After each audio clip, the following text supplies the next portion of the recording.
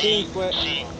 4, 3, 2, 1, stop! Una splendida giornata di sole e vento ha reso spettacolare la partenza della Muggia Portorose Muggia nell'ambito della Settimana Internazionale dei Tre Golfi, un evento che vede come fulcro organizzativo il Circolo della Vela Muggia, il tutto patrocinato dalla Regione Friuli Venezia Giulia e dal Comune Rivierasco. La partenza il via alla 48esima edizione della Muggia Portorose Muggia nella sua doppia versione traditional e hybrid, quindi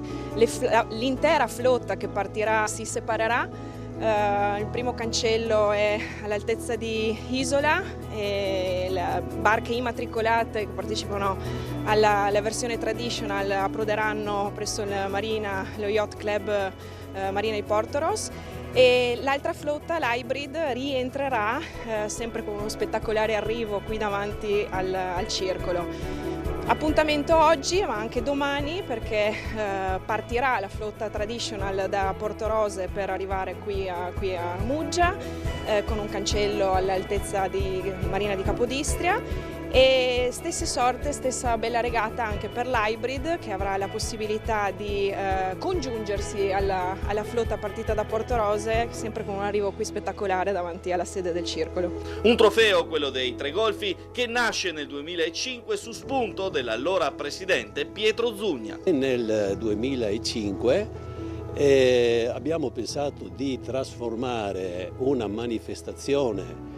soprattutto per il circolo,